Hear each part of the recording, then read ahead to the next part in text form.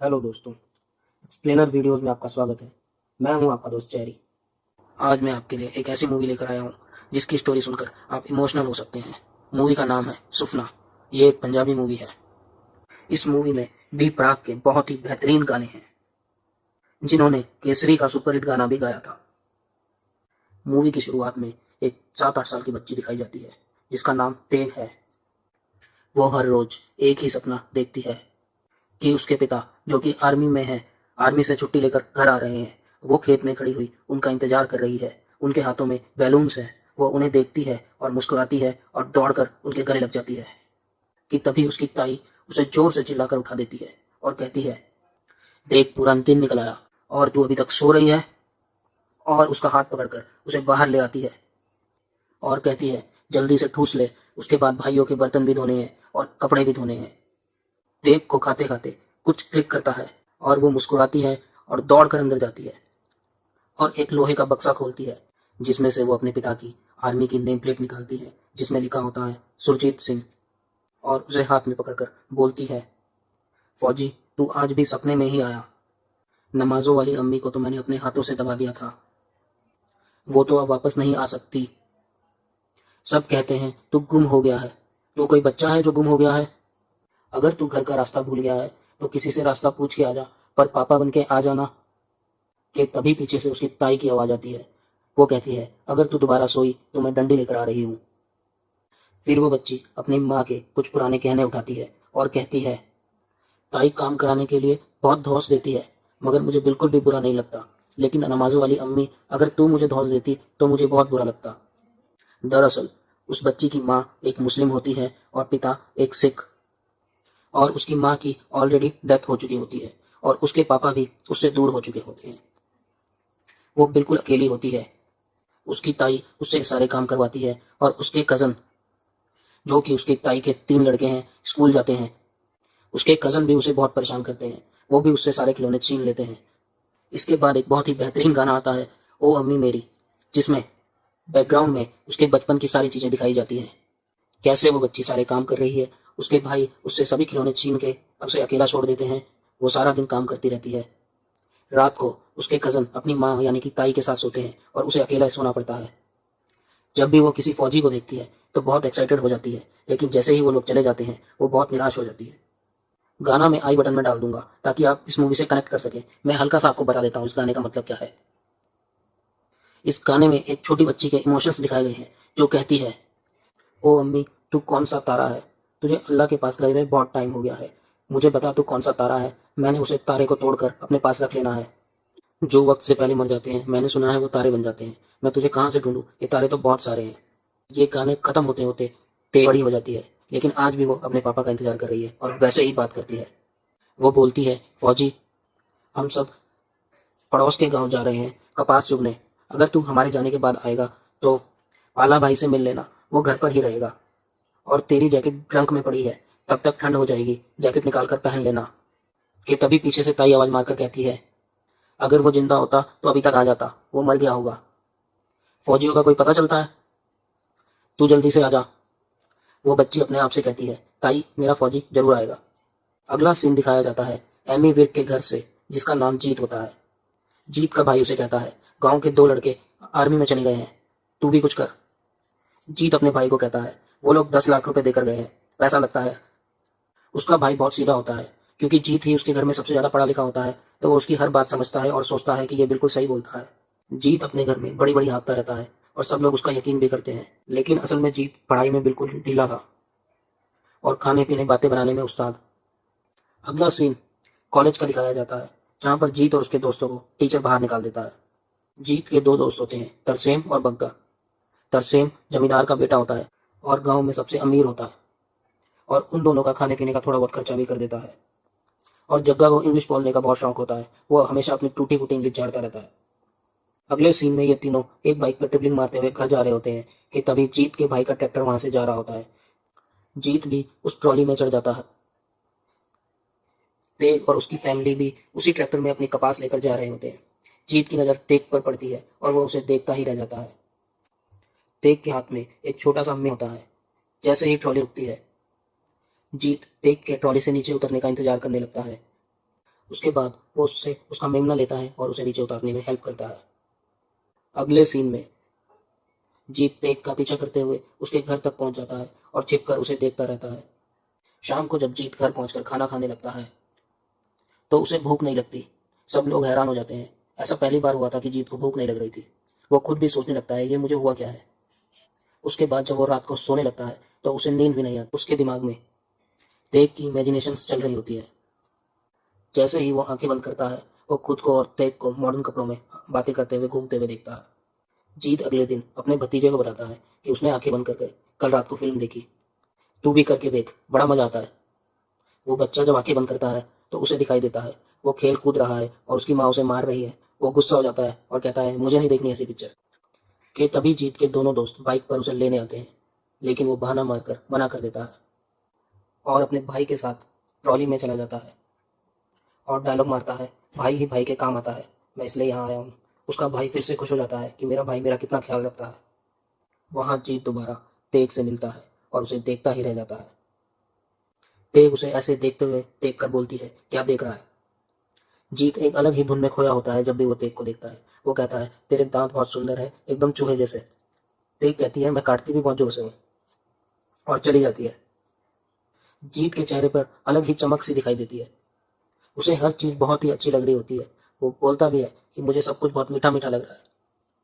फिर वो तेग को रुई तोड़ते हुए देखकर कहता है आज तो रुई रुई तोड़ रही है, और उसके बारे में सोचता रहता है और अलग ही स्माइल और खुशी उसके चेहरे पर नजर आ रही होती है। वो लोग जीत के दोस्त तरसेम के यहाँ पर काम कर रहे होते हैं और वो बाद में पेट करके उनको उनके पैसे दे रहा होता है। जब वो तेग की रुई तोड़ रहा होता है तो तेग पीछे से आवाज मार के कहती है ये मेरा है। तरसेम तेग को देखता है और उसके बाद उसके रुई के गट्ठर का वेट 10 किलो ज्यादा लिखवा देता है, क्योंकि वो भी उसे इम्प्रेस करना चाहता था। जीत पीछे से ये देख रहा होता है और थोड़ा सा मायूस होता है, लेकिन अचानक से उसके चेहरे पे चमक आ जाती है और वो दौड़ते हुए जाता है और तेग की गठड़ी उठाकर ट्रॉली में रखता है। जब उसका भाई उस गठरी को साइड करने लगता है तो वो उसे भी रोक देता है और कहता है तो दूसरी गठरी उठा ले। और दूसरी कोई गठरी जब तेग की गठरी के ऊपर रखी जाती है तो उसको उठाकर साइड फेंक देता है। उसको ये सब करने में बहुत अच्छा लग रहा था। वो ये सब चीजें बहुत ज्यादा एंजॉय कर रहा होता है। उसको हर चीज उसकी जन्नत की तरह लगती है। अगले दिन सुबह उसको सोता देख उसका भाई अपनी वाइफ को कहता है मेरे भाई को रजाई दे दिया कर, देख बेचारा कैसे पल्ली लेकर सोया है। पल्ली मतलब कट्टा जो डंगरों पे डाला जाता है। तो उसकी भाभी कहती है ध्यान से देखो, उसने रजाई लात मार के नीचे गिराई हुई है। जीत देख के इतने ख्यालों में खो जाता है कि उसे ध्यान ही नहीं रहता कि रजाई कहाँ है, पल्ली कहाँ है। उसको देख की हर एक चीज जन्नत लगने लग जाती है। और इसके बाद एक गाना आता है दीप पराग का, जन्नत। गाना आई बटन पे है। प्लीज आप लोग गाना साथ में सुनते रहिए ताकि आप मूवी को अच्छी तरीके से कनेक्ट कर पाएंगे, क्योंकि गाने के साथ साथ पीछे स्टोरी भी चलती जा रही है। गाने की स्टोरी में ये चलता है कि जीत को तेग की हर एक चीज जन्नत लग रही है। वो उसे देखता रहता है, उसको काम करते हुए देखता है, उसके घर जाकर उसे देखता है और उसके आगे पीछे घूमता रहता है और खुश होता रहता है। उसे ऐसा करने में खुशी मिल रही थी।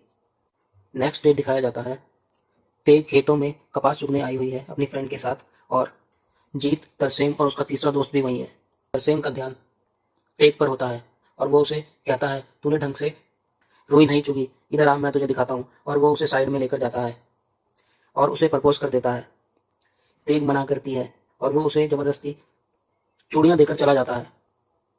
उसके बाद जीत वहां दौड़ा दौड़ा आता है और तेग को बोलता है तू जैसे मर्जी चुग, वो मेरा दोस्त है, मैं उसे बोल दूंगा, वो तेरा बढ़ा के ही लिखेगा। तेग गुस्से से जीत को बोलती है ज्यादा लिखवा अपनी माँ का, और वहां से चली जाती है। अगले सीन में क्लास में जीत तरसेम से ये पूछता है कि लड़की कैसे सेट करते हैं। जीत बोलता है लड़कियां सेट होती है मेरे जैसों से जिनके पास पैसा है, जमीन है। तुम्हारे जैसों के साथ तो लड़कियां फंस जाती हैं। जीत मायूस होकर कहता है चल वही बता दे फंसती कैसे है। फिर जीत तेग के बारे में तरसेम को बताता है कि मैं उसे बहुत पसंद करता हूँ, मुझे बता मैं उसे कैसे सेट करूँ। तरसेम जान के उसे झूठे टोटके बताता है और एक धागे को तेग के बेड से बांधने को कहता है।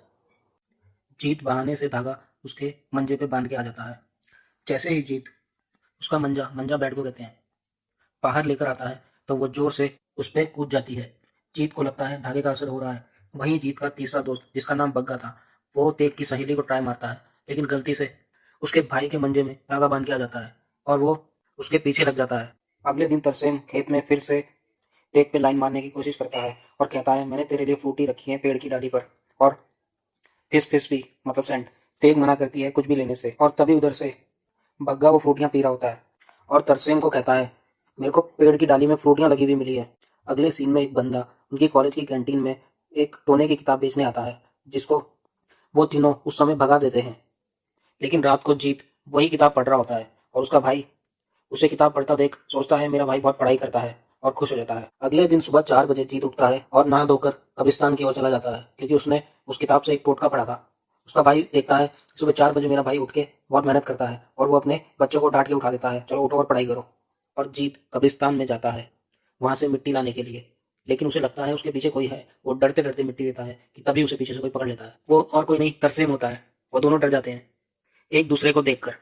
फिर थोड़ी देर बाद उनका तीसरा दोस्त भी पीछे से आके उन्हें पकड़ता है और वो तीनों जोर से चिल्लाकर डर जाते हैं। दरअसल उन तीनों ने वो किताब खरीदी थी और टोने के मुताबिक कब्रिस्तान से मिट्टी लेने आए थे कि तभी अचानक उन्हें एक और शख्स दिखाई देता है चलता हुआ। वो तीनों डर के भागते हैं वहां से। जीत जल्दी से मिट्टी उठाता है और भाग जाता है। फिर जब वो मिट्टी लेकर आ रहे होते हैं तो रास्ते में उन्हें एक बाबा मिलता है, एक संत। जीत उस संत को देखकर दौड़कर उसके पास जाता है और कहता है बाबा इस मिट्टी में थोड़ा फूंक मारना।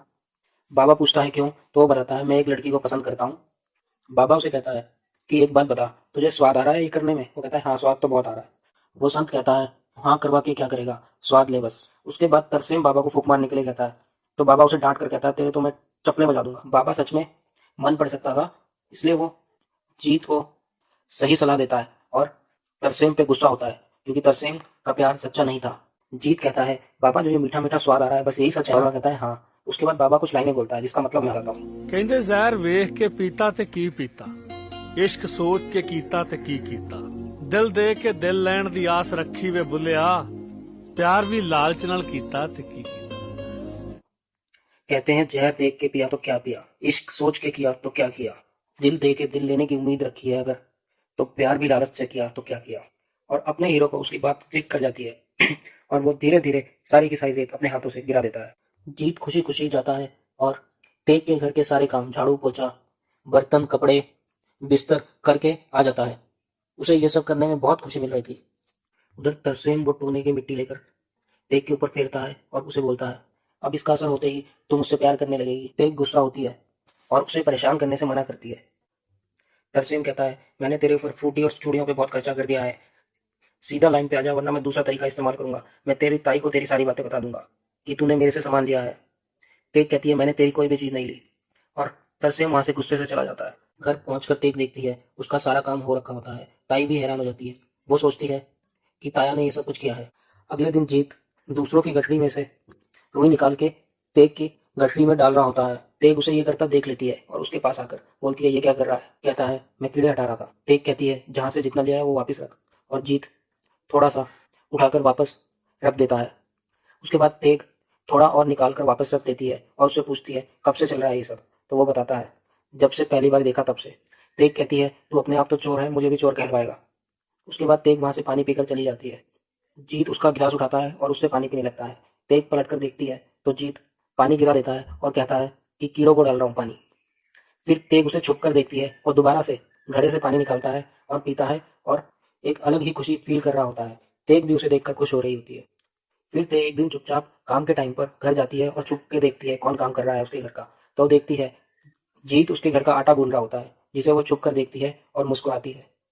अब तेग को भी जीत पसंद आने लग गया था। तेग को बचपन की अपने पापा की एक बात याद आ जाती है, जब वो एक जगह पे दान देते हैं और नाम बुलवाने से मना कर देते हैं। तेग बोले हमें नाम बुलवाना था, तो उसके पिता उसे कहते हैं बेटा नाम बुलवा के हमें क्या करना है, हमने अपनी खुशी के लिए दान दिया है, अगर बदले में वाहवाही चाहिए तो दान किस बात का, फिर अपना कौन सा प्यार, प्यार करो तो रब वर्गा, प्यार करो तो रब के जैसा जो हमारे लिए सब कुछ करता है लेकिन ना हमें कभी जताता है और ना कोई उम्मीद रखता है। तेग रात को जब सोने जाती है तो इमोशनल हो रखी होती है और अपनी माँ बाप की निशानियां लेकर सोती है। अगले दिन सुबह जब तरसेम उसके गठड़े का वेट ज्यादा लिखवा रहा होता है तो तेग कहती है कि मेरा ज्यादा है दोबारा तोलो, और किसी और को चेक करने को कहती है। वो बताता है इसने तो पहले से ही ज्यादा लिखवाया है, तेरा कम है, और कम करवा देता है। तेग ऐसा जान के करती है क्योंकि वो तरसेम से कुछ भी नहीं लेना चाहती थी और उसकी फ्रूटियां भी वहीं पड़ी रहती है जो कि उनका दोस्त बग्गा आज भी पी रहा होता है, जिसको देखकर तरसेम गुस्सा हो जाता है। अगले दिन शाम को जब जीत तेग की पल्ली संभाल कर ला रहा होता है जिसमें वो कॉटन रखती है, तो तेग उसे देख लेती है और पूछती है तू मेरे लिए इतना कुछ करता है, तुझे बदले में कुछ नहीं चाहिए? जीत कहता है मैं कुछ नहीं करता। तेग बोलती है मुझे सब पता है, मेरी कॉटन तू संभालता है, मेरी पल्ली तू संभालता है, मेरे घर के सारे काम तू कर देता है। जीत मना करता रहता है कि ये सब मैं नहीं करता, मेरा सामान साइड में कर दिया कर, सारा दिन धूप पड़ती रहती है। जीत एक्साइटमेंट में बोल देता है हाँ वो मैं कल से कर दूंगा, और पकड़ा जाता है। उसके बाद जीत बहाना मारता है वो मैं तेरे लिए थोड़ी करता हूँ, मुझे मजा आता है ये सब करने में, मुझे अंदर से खुशी मिलती है। तेग पूछती है तुझे सच में मुझसे कुछ नहीं चाहिए? जीत बोलता है नहीं, मुझे तो स्वाद ही बहुत आ रहा है। और तू यहाँ क्या करने आई है? तेग जीत से माचिस के बारे में पूछती है। जीत कहता है मैं कौन सा बीड़ी पीता हूँ। तो तेग पूछती है और शराब? जीत मना करता है। दरअसल तेग जीत को पसंद करने लगी थी और उसके बारे में जानना चाह रही थी। तेग रात को अपनी माँ के निशानियों से बात कर रही होती है और कहती है नमाजों वाली अम्मी, फौजी पसंद करके गया था उस लड़के को मैं थोड़ी। आज जीत की रजाई नीचे गिरी होती है और वो हंस रही होती है। ताई उठती है और उसे डांटती है और रजाई उसके ऊपर रख के सो जाती है। आज तेग को भी अंदर से खुशी मिल रही थी और वो भी जीत की तरह मुस्कुरा रही थी। अगले दिन जब जीत और तेग मिलते हैं तो तेग जीत को बताती है उसकी माँ मुसलमान थी और बाप सरदार। मेरे पिता कश्मीर से लेकर आए थे मेरी माँ को। जीत उसे ट्रॉली के ऊपर बुलाता है और वहां से एक मस्जिद दिखाता है और कहता है हमारा गांव मुसलमानों का था पहले, बंटवारे के टाइम मुसलमानों ने कहा कि हमारी मस्जिदें मत गिराना, और हमने अपने बाबा को उनकी मस्जिद में रख दिया। उनके गांव की मस्जिद में गुरुद्वारा बना होता है। जीत कहता है रब सबके लिए बराबर ही होता है। फिर जीत तेग से पूछता है मैं तुझे देख लिया करूं? तेग कहती है ज्यादा भोले बनने की जरूरत नहीं है, जैसे तू मुझे देखता नहीं है। जीत जवाब देता है नहीं, तेरी मर्जी से तुझे देखने की बात ही कुछ और है। तेग मुस्कुराती है। उसके बाद गाना आता है दीन देंगे ईमान देंगे, पढ़ने ने तेनू कुरान देंगे, दुनिया ने तेनू कुछ भी नहीं देना, असी तेनू अपनी जान देंगे। ये सॉन्ग भी आई बटन पे आपको मिल जाएगा। आपको सारे सॉन्ग साथ साथ सुनते रहने चाहिए, आप मूवी को बहुत अच्छी तरीके से कनेक्ट कर पाएंगे। बी प्राक का ये गाना भी सुपर हिट है। अगले दिन जब तेग अपना हिसाब करने के लिए तरसेम के पास जाती है और उससे कहती है तू जितना बढ़ाकर पैसे देता था वो कम करके दे। तरसेम फिर से उस पर ट्राई मारता है लेकिन तेग उसे मना करती है। तो वो तेग को जीत के खिलाफ भड़काता है और कहता है जाके पूछ उसका बाप कहाँ है, उसके साथ रहकर तू भी भूखी मरेगी। तेग जब जीत से मिलती है तो उससे पूछती है उसके पिता के बारे में। जीत पहले थोड़ी आनाकानी करता है और फिर बताता है उन्होंने इसी खेत में जान दे दी थी, हमारे ऊपर कर्जा बहुत था जिस कारण उन्होंने फांसी लगा ली। अगर वो ऐसा ना करते तो भाई मरता और फिर मैं। तेग कहती है तुझे लगता है कोई किसान कर्जे की वजह से मरता है?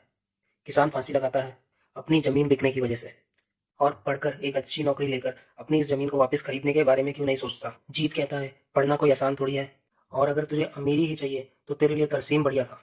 तेग कहती है बात अमीरी की नहीं जमीन की है। जीत गुस्सा होता है और कहता है जब सेमा तेरी कॉटन का वेट बढ़ा के लिखता था तब तो तूने कुछ नहीं बोला।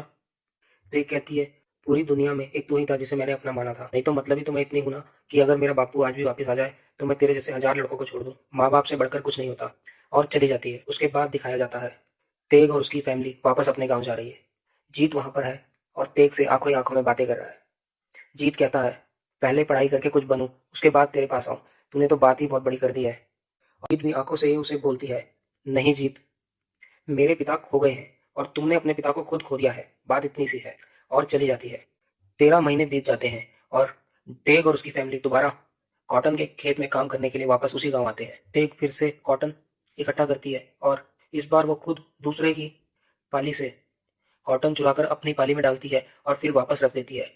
दरअसल वो जीत को मिस कर रही होती है और निराश हो चुकी होती है और उदास होकर नीचे बैठ जाती है। और फिर तेग की नजर उन फलों पर पड़ती है जो जीत उसके लिए तोड़कर लाया करता था, और इस बार उसकी कॉटन का वेट पहले से भी कम आ रहा होता है। और तरसेम भी उसको और घटाकर लिखता है। उसकी पल्ली भी उठाकर रखने वाला कोई नहीं होता, एक बंदा अकेले ही उसे रख देता है। तेग बहुत उदास होती है। शाम को जब वो घर जाने लगते हैं तो उसकी ताई जीत के भाई से पूछती है कि इस बार तुम्हारा भाई नजर नहीं आ रहा है, वो कहाँ है? तो जीत का भाई बोलता है वो हॉस्टल गया है पढ़ने के लिए।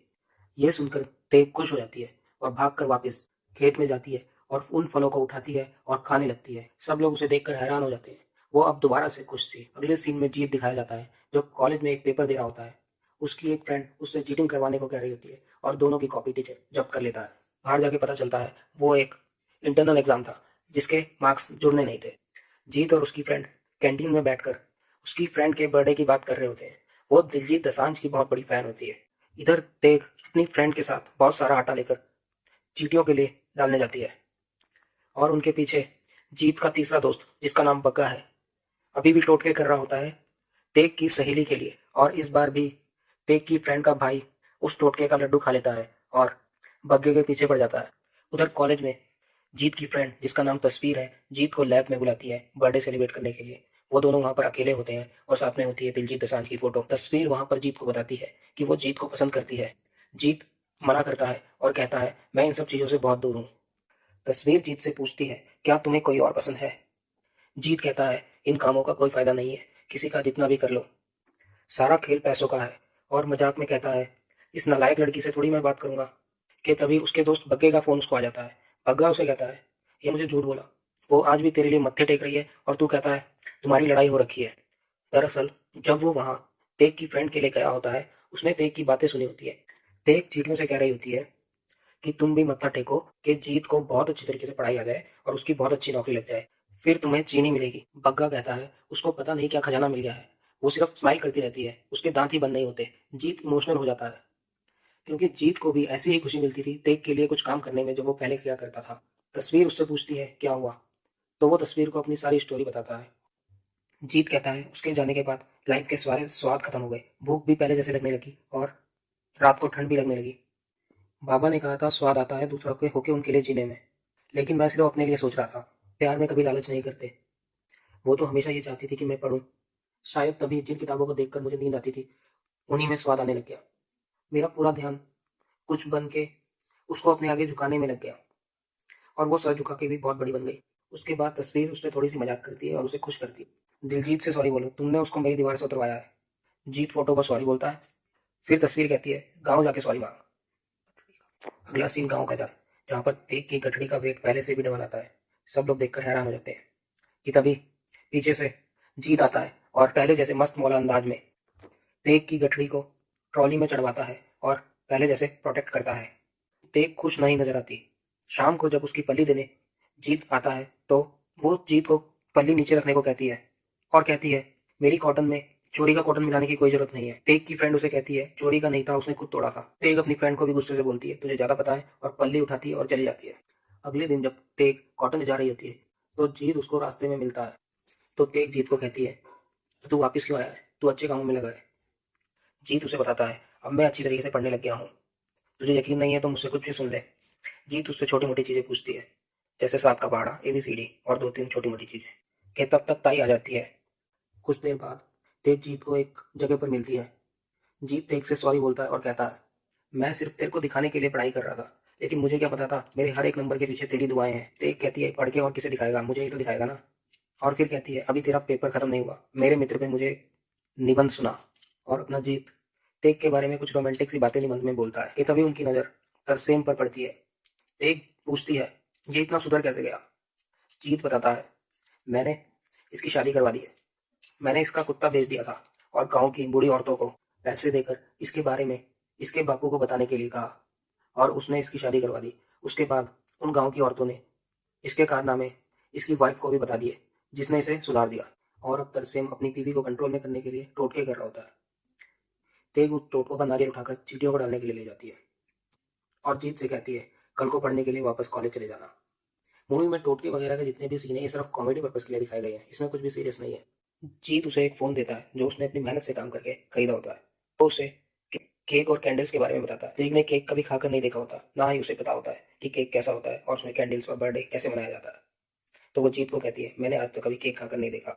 तेग जीत को फोन पे बताती है कि वो अपना फोन उस घर में छुपा कर रखती है जहाँ पर वो काम करती है, क्योंकि अगर ताई ने पकड़ लिया तो पता नहीं कितना मारेंगे।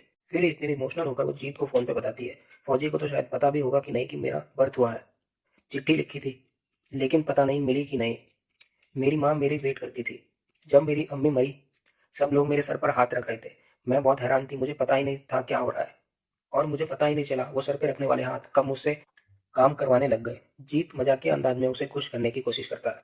तेग बताती है मेरी अम्मी के बाद मैं अपने फौजी का इंतजार करने लग गई थी, मुझे अभी भी ऐसा लगता है कि वो आएगा। कश्मीर से ब्याह के लेके आया था वो मेरी अम्मी को। लोग बताते हैं मेरी अम्मी और फौजी का बहुत प्यार था। फिर जब जीत उसे तस्वीर और अपनी दोस्ती के बारे में बताता है तो वो थोड़ा सा गुस्सा हो जाती है, जैसे कि लड़कियां करती ही हैं, इनसिक्योर होकर। जीत ये देखकर खुश होता है। फिर एक गाना आता है कबूल है, बहुत ही बेहतरीन गाना है जो कि आई बटन पे मैं डाल दूंगा, आपको सुनना चाहिए। ये गाना भी स्टोरी पे बेस्ड है जिसमें जीत के साथ उसकी फ्रेंड कॉलेज में होती है और उसका वेट और उसके लिए दुआएं कर रही है गांव से ही। गाना खत्म होते ही तेग की ताई तेग का रिश्ता 80,000 रुपए के लिए फिक्स कर देती है। लड़का सड़कें बनाता है और अच्छा काम करता है और उसकी ताई को पैसों से ही मतलब होता है। ताया कुछ बोलने की कोशिश करता है लेकिन ताई चुप करा देती है। तेग जीत से फोन करके पूछती है और कितना टाइम लगेगा नौकरी के लिए। जीत बताता है 5 महीने में फाइनल एग्जाम हो जाएंगे और मैं कंपटीशन के कुछ फॉर्म भी भर रहा हूँ। सारे तो नहीं भर सकता क्योंकि बहुत पैसे लगते हैं। तो तेग उससे कहती है तू मुझसे गाँव मिलने आ सकता है और जीत उससे मिलने गाँव आता है। तेग उसे अपनी अम्मी की निशानी वाली ज्वेलरी देती है और कहती है इसे बेच दे और जो पैसे मिलेंगे उससे सारे फॉर्म भर, कोई भी नहीं छूटना चाहिए। जीत मना करता है लेकिन तेग उसे फोर्स करके वो दे देती है।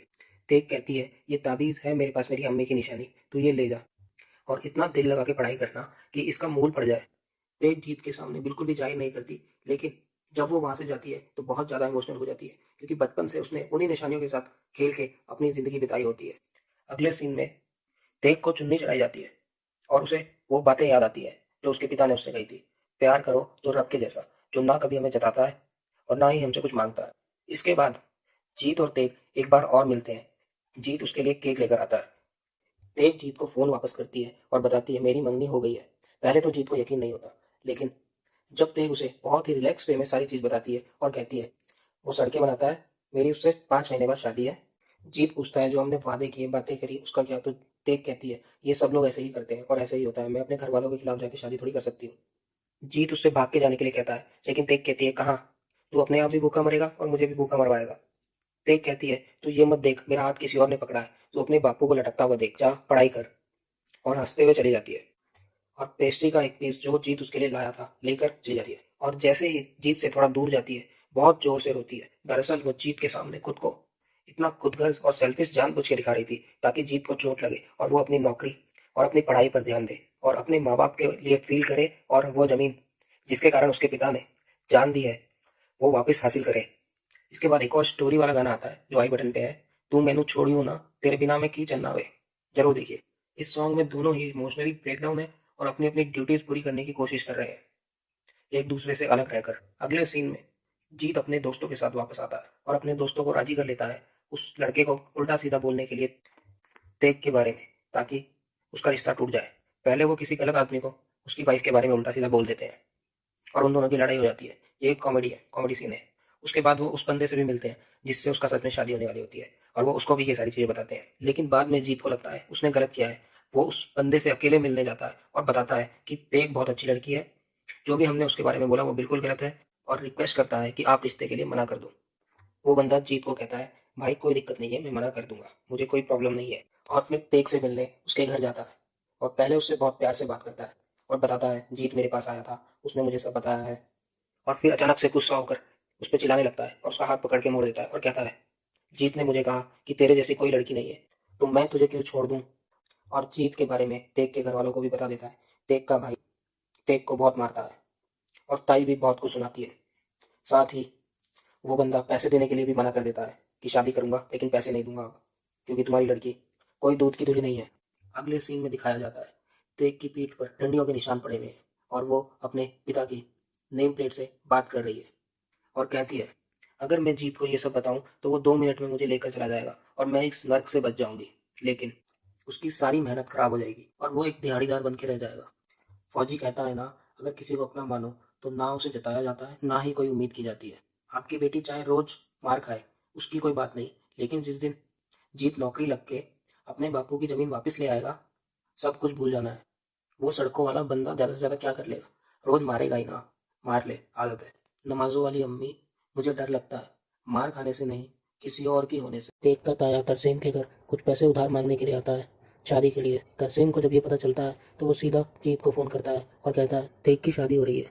जीत हैरान रह जाता है और कहता है हम तो उस बंदे से बात करके आए थे और वो हमारी बात मान भी गया था, फिर ये कैसे हो रहा है। तरसेम कहता है ये दुनिया ऐसी ही है। फिर तरसेम जीत को तेग से एक बार बात कराने को कहता है और ये काम तरसेम के अलावा कोई और कर भी नहीं सकता था। तरसेम अपने गांव में बने हुए रुतबे के कारण आसानी से तेग के घर चला जाता है और अपनी वाइफ से बात कराने का बहाना बनाकर जीत की तेग से बात कराता है। जीत तेग से कहता है यार तो प्लीज़ ये ब्याह ना करवा, कुछ भी करके 2 दिन काट ले बस, मैं आ जाऊँगा। लोग बातें करते होंगे, मैं बातें नहीं करता, हमने जिस भी लाइफ के सपने देखे हैं वो सब पूरा हो जाएगा, प्लीज़ 2 दिन काट ले बस। तेग तू मुझे यहाँ तक लेकर आई है, बस 2 दिन और, मुझे नहीं पता तुम्हें कैसे करना है, बस कर दे यार प्लीज़। तेग कहती है मेरे ससुराल में पेटियाँ हैं, मैं वहीं आपको पोंछे लगाते हुए मिलूंगी, बस आप आ जाना। अगले सीन में एक कमरा दिखाया जाता है जहाँ पर बड़ी बड़ी पेटियां हैं और जिनके नीचे स्पेस है। तेग उन पेटियों के नीचे छुपी हुई है। उसी शाम को तेग के घर में उसकी ताई बहुत ज़ोर ज़ोर से चिल्ला रही है और सभी घर वाले तेग को ढूंढ रहे हैं, लेकिन वो कहीं भी नहीं मिल रही। और इधर तेग दिखाई जाती है। सर्दियों का टाइम है, बहुत ज़्यादा ठंड है। तेग के पास कोई भी कपड़ा नहीं है ऊपर ओढ़ने के लिए और वो ज़मीन पर लेटी है। वो बाहर निकलती है और कुछ कपड़ा देखने की कोशिश करती है जो वो ऊपर ले सके, लेकिन उसे कुछ भी नहीं मिलता। फिर वो जो पेटी के ऊपर प्लास्टिक का कपड़ा बिछा होता है वो निकालती है, फिर से पेटी के नीचे चली जाती है और उसे ओढ़कर सो जाती है। कुछ गाँव के लोग जीत के भाई से मिलते हैं। भाई बताता है जीत का इंटरव्यू देने गया है, लेकिन अगर आपकी बात सच हुई तो मैं खुद जीत को आपके पास लेकर आऊँगा। इधर तेग की हालत बहुत ख़राब है ठंड के कारण, और अगले दिन सुबह तेग का होने वाला पति उसके घर आता है और बहुत ज़्यादा सुनाता है। वो उसके घर वालों को बहुत बुरा भला बोलता है और वहाँ से जाने लगता है। जब वो रास्ते में जा रहा होता है, सामने से एक बस से जीत को उतरता हुआ देखता है। वो जीत से पूछता है तेग कहाँ है। जीत कहता है मेरी तुमसे बात हुई थी, सब कुछ सेट था, फिर ये कैसे हो गया। लेकिन वो जीत पे गुस्सा हो जाता है और उसे मारना शुरू कर देता है।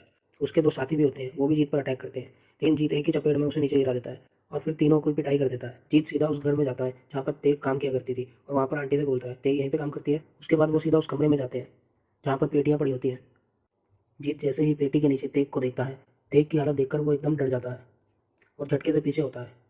उसके बाद थोड़ी हिम्मत करके वो तेग को बाहर निकालता है। आंटी पानी लेकर आती है। तेग बिना कुछ खाए पिए 2 दिन से उसी कमरे में बिना गर्म कपड़ों के ज़मीन पर सो रही थी, जिस कारण उसकी हालत बहुत ख़राब थी।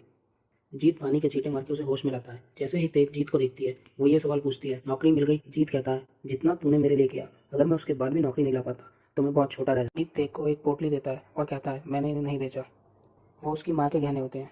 जीत कहता है मैंने सिर्फ एक ही फॉर्म भरा था, मेरी हिम्मत ही नहीं हुई इन्हें बेचने की। जाता उसके बाद जीत उसे गोद में उठाकर उसके घर लेकर जाता है। वहाँ तेग रोते हुए अपने ताई के पास जाती है और कहती है आपने मुझे अपनी बेटी नहीं माना, आपकी मर्जी ताया, पर मैंने ऐसा कुछ नहीं करना जिससे आपका सिर नीचा हो। आपका हक है मुझ पे, आपने मुझे पाला है, पर बेचो ना। अगर मेरी ज़िंदगी की कीमत 80,000 है तो मैं कमा के दे दूँगी। मुझे इस हक से आज़ाद कर दो ताया, मुझे जीत के साथ जाने दो। तब तक वहाँ पर ताई आती है और चिल्लाना शुरू कर देती है और ताई को डंडा देकर कहती है मारो उसे, और अपने लड़कों को जीत को मारने के लिए कहती है। लेकिन ताया उसी डंडे से ताई की पिटाई करना शुरू कर देता है और कहता है हमारी नफरत ने हमें कुछ भी नहीं दिया, वो बंदा हमें इतनी गालियाँ निकाल के गया, तब तो तुम में से कोई कुछ बोला नहीं। और जीत जो हाथ जोड़कर खड़ा है, तुम उसका गला पकड़ने के लिए तैयार हो। देख वो उसकी तकदीर है, तो उसे कैसे बदल देगी।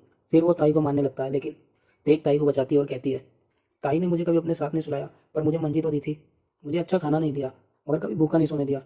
अगर ताई ना होती तो मैं रुल जाती। फिर वो ताई को कहती है ताई मैं कहती थी ना मेरा फौजी आएगा, देख मेरा फौजी आ गया, जाने दे ताई। ताई रोने लगती है, तेग को गले लगाकर उससे माफ़ी मांगती है। अगले सीन में एक गुरुद्वारा दिखाया जाता है जहाँ पर तेग और जीत की शादी हो रही है। अब उनकी शादी हो चुकी है और जीत ट्रेनिंग के लिए गया हुआ है।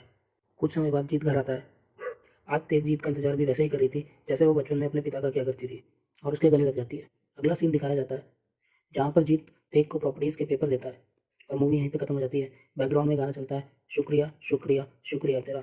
दोस्तों आप मुझे बता सकते हैं आपको ये मूवी की स्टोरी कैसी लगी, और अगर आप इसके गाने के भी एक्सप्लेनेशन चाहते हैं तो आप मुझे कमेंट्स में लिख सकते हैं।